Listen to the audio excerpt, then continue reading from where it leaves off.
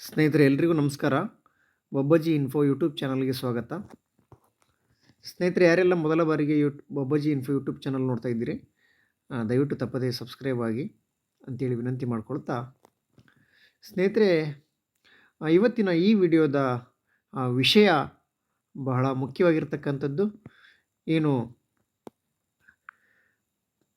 ಪ್ರೌಢಶಾಲೆಯಲ್ಲಿ ಕರ್ತವ್ಯ ನಿರ್ವಹಿಸುತ್ತಿರುವಂತಹ ಸ್ನಾತಕೋತ್ತರ ಪದವಿಯನ್ನು ಪೂರ್ಣಗೊಳಿಸಿರುವಂತಹ ಶಿಕ್ಷಕರಿಗೆ ಪ್ರೌಢಶಾಲಾ ವಿಭಾಗದಿಂದ ಉಪನ್ಯಾಸಕ ವೃಂದಕ್ಕೆ ಬಡ್ತಿ ನೀಡುವ ಸಲುವಾಗಿ ಈಗಾಗಲೇ ರಾಜ್ಯ ಮಟ್ಟದ ಒಂದೇ ಜ್ಯೇಷ್ಠತಾ ಪಟ್ಟಿಯನ್ನು ಸಿದ್ಧಪಡಿಸಲಿಕ್ಕೆ ಈಗಾಗಲೇ ಮಾನ್ಯ ಪ್ರೌಢಶಾಲಾ ಶಿಕ್ಷಣ ವಿಭಾಗದ ನಿರ್ದೇಶಕರು ಒಂದು ಪತ್ರ ಬರೆದರೆ, ಜ್ಞಾಪನ ಹೊರಡಿಸಿದ್ದಾರೆ. ಅತಿ ತುರ್ತಾಗಿ ಈಗಾಗಲೇ ನಿಮಗೆ ಗೊತ್ತಿರುವ ಹಾಗೆ ಏನು ಜಾತಿ ಗಣತಿಯ ಸಮೀಕ್ಷೆ, ಒಳ ಮೀಸಲಾತಿಯ ಸಮೀಕ್ಷೆ ಕೂಡ ಈಗಾಗಲೇ ಸಲ್ಲಿಕೆ ಆಗಿರುವುದರಿಂದ ಇನ್ನೂ ಬಹಳ ದಿನಗಳ ಸಮಯ ತೆಗೆದುಕೊಳ್ಳದೆ ಇನ್ನೇನು ಎಲ್ಲ ಬಡ್ತಿ ಪ್ರಕ್ರಿಯೆಗಳನ್ನು ಮತ್ತು ನೇಮಕಾತಿ ಪ್ರಕ್ರಿಯೆಗಳ ಶುರು ಆಗುತ್ತೆ ಅನ್ನತಕ್ಕಂಥ ಲಕ್ಷಣ ನಮಗೆ ಗೋಚರಿಸ್ತಾ ಇದೆ ಸ್ನೇಹಿತರೆ. ಈಗ ಈ ಜ್ಞಾಪನದ ಪ್ರಕಾರ ಪ್ರೌಢಶಾಲಾ ಶಿಕ್ಷಕರ ಸ್ನಾತಕೋತ್ತರ ಪದವಿ ಪೂರ್ಣಗೊಳಿಸಿರ್ತಕ್ಕಂಥ ಶಿಕ್ಷಕರನ್ನು ಉಪನ್ಯಾಸಕ ವೃಂದಕ್ಕೆ ಬಡ್ತಿ ನೀಡುವ ಸಲುವಾಗಿ ಈಗಾಗಲೇ ಒಂದು ಜ್ಞಾಪನವನ್ನು ಹೊರಡಿಸಿರ್ತಕ್ಕಂಥದ್ದನ್ನು ನೋಡ್ತಾ ಇದ್ದೀರಿ ಸ್ನೇಹಿತರೆ. ನೀವೀಗ ಇವತ್ತು ಇದು ಪ್ರಕಟವಾಗಿದೆ. ಇಲ್ಲಿ ಏನು ಹೇಳಿದ್ದಾರೆ ಅಂತಕ್ಕಂಥದ್ದನ್ನು ಈಗ ನಾವು ಸ್ವಲ್ಪ ತಿಳ್ಕೊಳ್ಳೋಣ ಸ್ನೇಹಿತರೆ. ಈಗಾಗಲೇ ಹೇಳಿರುವ ಹಾಗೆ ಈ ಮೇಲ್ಕಂಡ ವಿಷಯಕ್ಕೆ ಸಂಬಂಧಿಸಿದಂತೆ ಒಂದೇ ತಾತ್ಕಾಲಿಕವಾದಂಥ ಜ್ಯೇಷ್ಠತಾ ಪಟ್ಟಿಯನ್ನು, ಸೀನಿಯಾರಿಟಿ ಲಿಸ್ಟನ್ನು ರೆಡಿ ಮಾಡತಕ್ಕಂಥದ್ದನ್ನು ಈಗಾಗಲೇ ಏಪ್ರಿಲ್ 25ನೇ ತಾರೀಕು ಒಂದು ಇಲಾಖೆ ವೆಬ್ಸೈಟ್ನಲ್ಲಿ ಪ್ರಕಟ ಆಗಿದೆ. ಆ ಪಟ್ಟಿಗೆ ಸಂಬಂಧಿಸಿದಂತೆ ಆಕ್ಷೇಪಣೆಗಳನ್ನು ಕೂಡ ಕರೆಯಲಾಗಿತ್ತು. ಆಕ್ಷೇಪಣೆಗಳನ್ನು ಕೂಡ ಪಡೆದಿದೆ.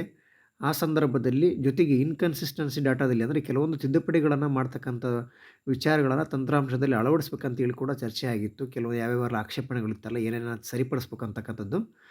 ಈಗಾಗಲೇ ಅದರೊಂದಿಗೆ ವಿಭಾಗೀಯ ಕಚೇರಿಗಳಿಂದ ತಿದ್ದುಪಡಿಗಳನ್ನು ಮತ್ತು ತಂತ್ರಾಂಶದಲ್ಲಿ ಇಂದೀಕರಿಸುವಂಥ ಕಾರ್ಯವು ಪೂರ್ಣಗೊಂಡಿದ್ದ ಹಿನ್ನೆಲೆಯಲ್ಲಿ ಮಾಹಿತಿಗಳನ್ನು ಕ್ರೋಢೀಕರಿಸಿ ಒಂದೇ ಪಟ್ಟಿಯನ್ನು ಸಿದ್ಧಪಡಿಸ್ತಕ್ಕಂಥ ಪ್ರಕ್ರಿಯೆಯಲ್ಲಿ ಸುಮಾರು 3,000 ಚಿಲ್ಲರೆಗಳು ಇನ್ನೂ ಅಪೂರ್ಣವಾದಂಥ ಮಾಹಿತಿ ಇದೆ ಅಂತಕ್ಕಂಥದ್ದನ್ನು ಮಾಹಿತಿ ಬರ್ತಾ ಇದೆ.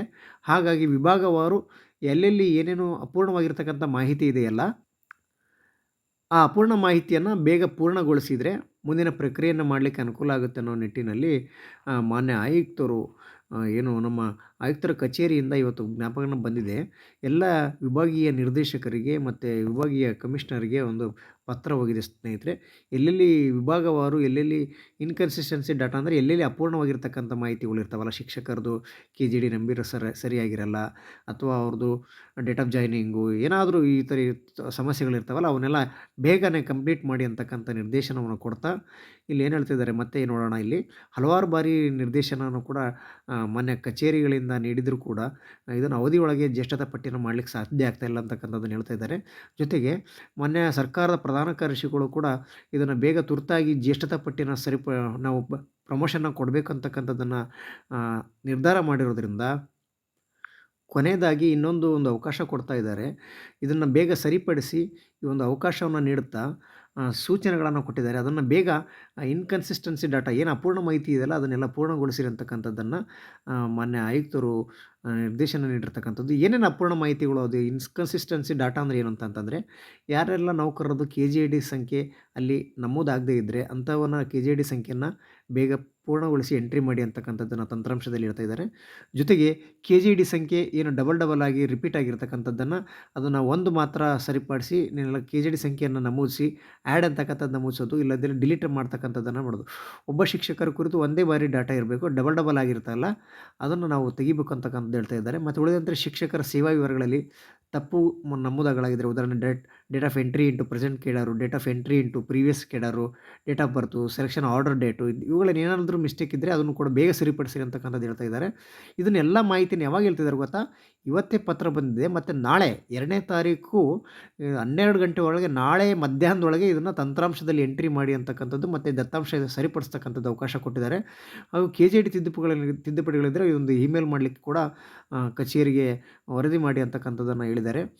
ಸಕಾಲದಲ್ಲಿ ಮಾಹಿತಿ ಸಲ್ಲಿಸಿದಲ್ಲಿ ಮಾತ್ರ ಡಾಟಾವನ್ನು ಸ್ವೀಕರಿಸ್ತಾರೆ ಅಂತಕ್ಕಂಥದ್ದು ಹೇಳ್ತಾ ಇದ್ದಾರೆ. ಈ ಎಲ್ಲ ಮಾಹಿತಿಗಳನ್ನು ಒಂದು ವೇಳೆ ನೀವು ನಾಳೆ 12:30 ಒಳಗೆ ಸಲ್ಲಿಸದೇ ಇದ್ದರೆ ಎಷ್ಟು ಮೆಸೇಜ್‌ಗಳು ಬಂದಿದ್ದಾವಲ್ಲ, ಎಷ್ಟು ಪರ್ಫೆಕ್ಟ್ ಆಗಿರ್ತಕ್ಕಂಥ ಮಾಹಿತಿ ಡಾಟಾ ಬಂದಿದೆಯಲ್ಲ ಅದನ್ನು ಸ್ವೀಕರಿಸ್ತೀವಿ.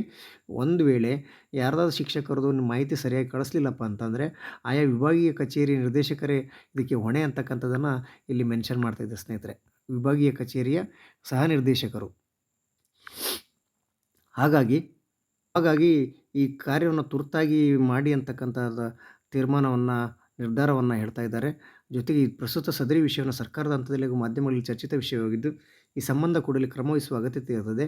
ಆದ್ದರಿಂದ ಈ ವಿಷಯದಲ್ಲಿ ಅತ್ಯಾದ್ಯತೆಯ ಮೇರೆಗೆ ಕ್ರಮವಹಿಸಿ ಮಾಹಿತಿಯನ್ನು ನಿಗದಿತ ದಿನಾಂಕ ಸಮಯದೊಳಗೆ ಸಲ್ಲಿಸಿ ಅಂತಕ್ಕಂಥದ್ದು ನಿಖರವಾದ ಮಾಹಿತಿಯನ್ನು ಹಿಂದೀಕರಿಸಿ ಅಂತೇಳಿ ನಿರ್ದೇಶಕರು ಪ್ರೌಢಶಿಕ್ಷಣ ಏನು ಕರಿಚನ್ನಣ್ಣನವರು ಸರ್ ಇದ್ದಾರಲ್ಲ, ಅವರು ಕಳಿಸಿರ್ತಕ್ಕಂಥದ್ದನ್ನು ಈ ಮಾಹಿತಿಯನ್ನು ಸ್ನೇಹಿತರು ನೋಡ್ತಾ ಇದ್ದೇವೆ. ಇದರೊಂದಿಗೆ ಏನಾಗಿತ್ತಪ್ಪ ಅಂತಂದರೆ, ಶೀಘ್ರದಲ್ಲೇ ಪ್ರೌಢಶಾಲಾ ಅಸಿಸ್ಟೆಂಟ್ ಮಾಸ್ಟರಿಂದ PU ಉಪನ್ಯಾಸಕರ ಹುದ್ದೆ ಬಡ್ತಿಗೆ ಕಾಲ ಸನ್ನಿಹಿತವಾಗಿದೆ ಅಂತಲೇ ನಾವು ಈ ಸಂದರ್ಭದಲ್ಲಿ ಹೇಳಬೇಕಾಗುತ್ತೆ ಸ್ನೇಹಿತರೆ. ಆದಷ್ಟು ಮಾಹಿತಿ ಖಂಡಿತ ನಿಮಗೆ ಇಷ್ಟ ಆಗಿದೆ ಅಂತ ನಾನು ಭಾವಿಸ್ತೀನಿ ಸ್ನೇಹಿತರೆ. ಕಾಲಕ್ಕೆ ಮತ್ತೆ ನಿಮ್ಮೊಂದಿಗೆ ಒಳ್ಳೆಯ ವಿಚಾರವನ್ನು ಮತ್ತು ನಿಮಗೆ ಉಪಯುಕ್ತವಾಗಿರ್ತಕ್ಕಂಥ ಮಾಹಿತಿಗಳನ್ನು ಸದಾ ನೀಡ್ತೀನಿ ಅಂತಕ್ಕಂಥದ್ದನ್ನು ಹೇಳ್ತಾ ಸ್ನೇಹಿತರೆ, ಇವತ್ತಿನ ಈ ವಿಡಿಯೋ ಇಷ್ಟ ಆಗಿದ್ದರೆ ಖಂಡಿತ ನೀವು ಸಬ್ಸ್ಕ್ರೈಬ್ ಆಗಿ, ಲೈಕ್ ಮಾಡಿ, ಕಮೆಂಟ್ ಮಾಡಿ, ಶೇರ್ ಮಾಡಿ ಅಂತ ಹೇಳ್ತಾ ಮತ್ತೆ ಮುಂದಿನ ವಿಡಿಯೋದೊಂದಿಗೆ ನಿಮ್ಮೊಂದಿಗೆ ಭೇಟಿಯಾಗ್ತೀನಿ ಸ್ನೇಹಿತರೆ. ಎಲ್ರಿಗೂ ನಮಸ್ಕಾರ.